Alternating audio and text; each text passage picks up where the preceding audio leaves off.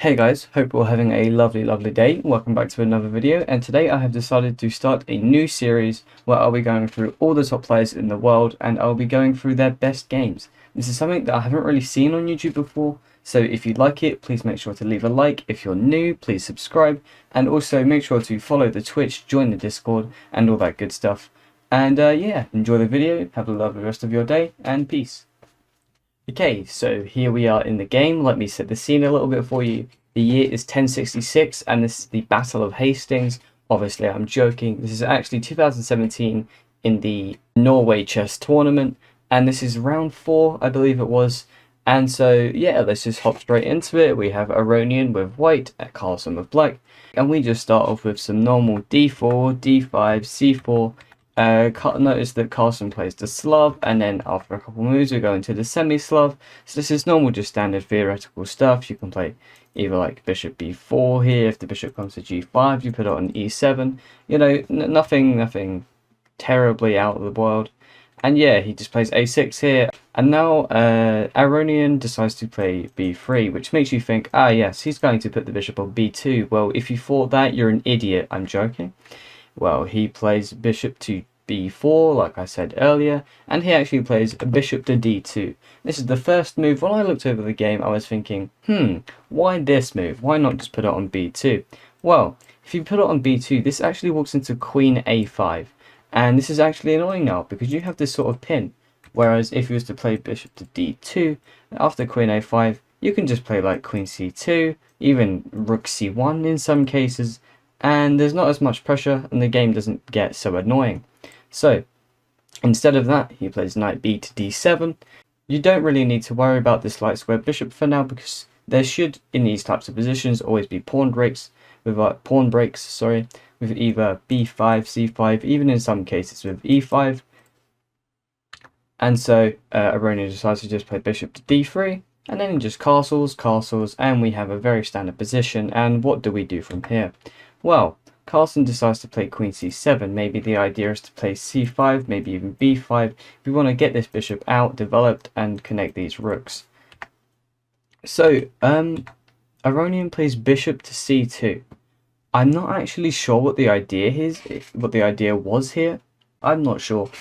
But anyway, let's just see how the game goes. He plays rook to d8, getting some pressure on the d file. We're x-raying the queen.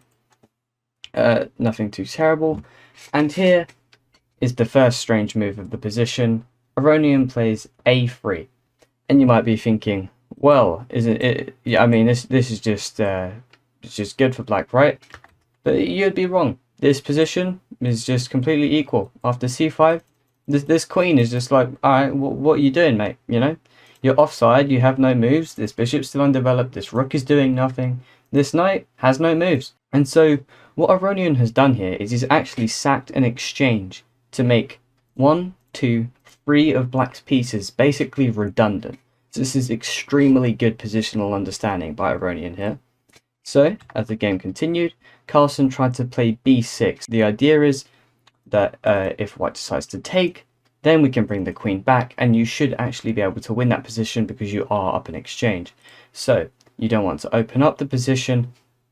And of course, Aronian decides to play b4. Obviously, you can't take this because now you are aligned with my bishop, and I say, hello, your queen is attacked twice. I'm going to hop in here, take some of these things, and I'm going to hurt you pretty much. So after b4, Carlsen decided to play knight to e4, and yes, this is just giving up a pawn, but what he's trying to do here is just make this position slightly easier to play, because if he didn't give up this pawn, like, if he tries to keep on to material, this is something that you need to learn. Like, if you try to hold on to material, usually sometimes you end up tying yourself down to defending that material. And so what Carlsen's doing here is giving up material to start mobilizing his pieces. You can see he's mobilizing this rook. He's going to bring this bishop out. Maybe this knight does have a future now on f6, attacking this bishop. And, you know, this is, again, very good play by Carlsen because he is the world champion.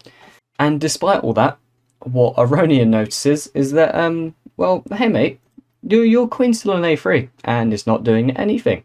This rook, I mean, okay, it's defending b6, but what am I going to do on b6? I'm not going to take, because all that does is just activate your knight.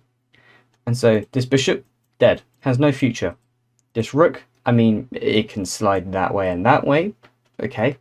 This knight, well, the fact that it's not on f6 is quite bad because of the next move, just a simple Greek gift. And yeah, Carlsen just walks right into this.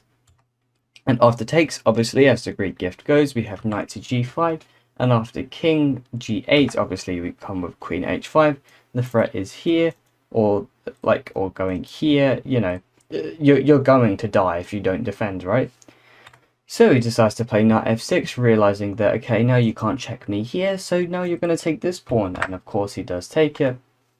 And after king to h8, he decides to play queen to c7. As you can notice here, both rooks are hit.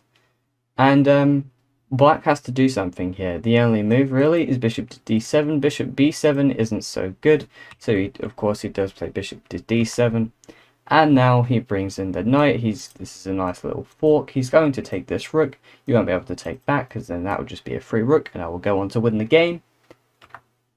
And so after king to h7, we of course pick up that rook and he instead plays rook to c8.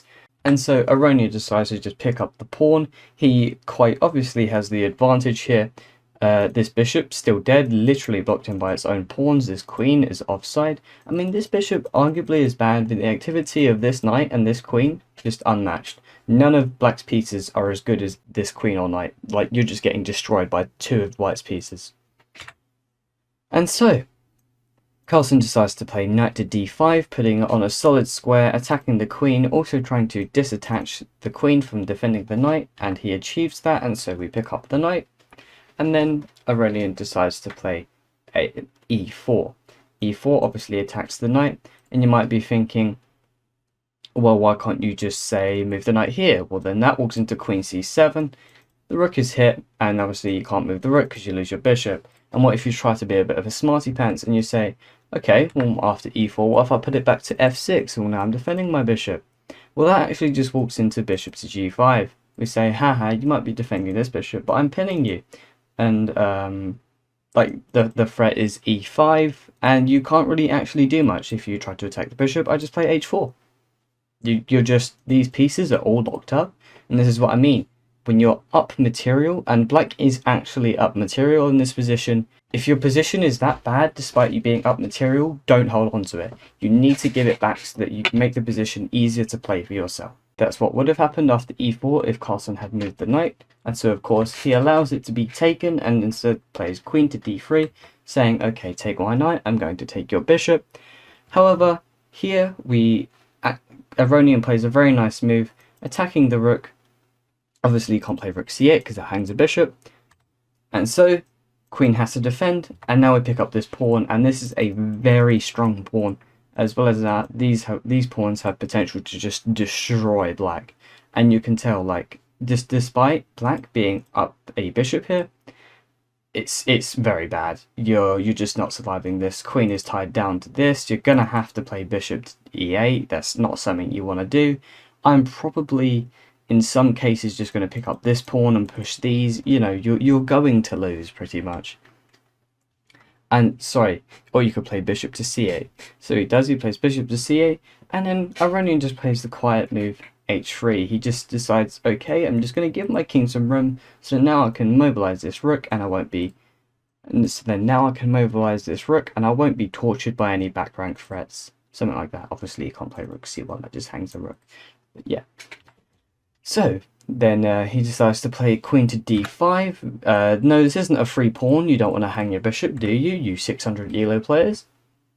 And so he plays queen to d4. Maybe he does actually want to snatch this pawn now that the rook is defended here. And so, of course, Aronian defends it with rook to d1. And he actually plays e5 here. If you take with the queen, I take, and then you lose a rook. And also, if you take here, you lose a rook. So what do? Of course, you play rook to d3. And what is the idea? After takes, he's going to play queen e7. And now what is the threat? Well, you're about to get checked. I'm going to swing this rook over. You are going to die, sir. And so, of course, he decides to numb the pain a little bit by playing bishop to f5, attacking the rook. So then, I don't know, maybe after check he wanted to play king g8 and give white something to worry about for a short second, because his rook will still be attacked there.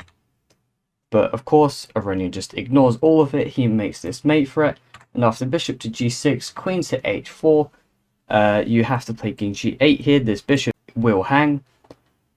And yeah, black has just lost the game. These pawns are way too strong. You might have this pawn, but I'm just going to go here, maybe even give up a pawn. And I'm just going to go like check and push my pawns and just hurt you, basically. This is just a lost position. If I turn on my engine right now, it actually says this position is +9 for white. So yeah, a very nice, very nice game played by Aronian there. I hope you enjoyed this little a3 idea with sacking the exchange and trying to put the queen offside. And it's really fascinating how Aronian does a lot of this stuff, like because you can get these types of positions out of playing the English opening, which he plays a lot, where he will just sack an exchange and have like a really powerful light squared bishop or something like that. Is quite fascinating. So you should definitely probably try and check out his games or something like that if you're an English player like myself. But yeah, I hope you enjoyed the game. Please make sure to leave a like and subscribe if you enjoyed the video. And remember to join the Discord, follow me on Twitch. I stream live almost every day at 8 PM BST. Have a lovely rest of your day, and see ya.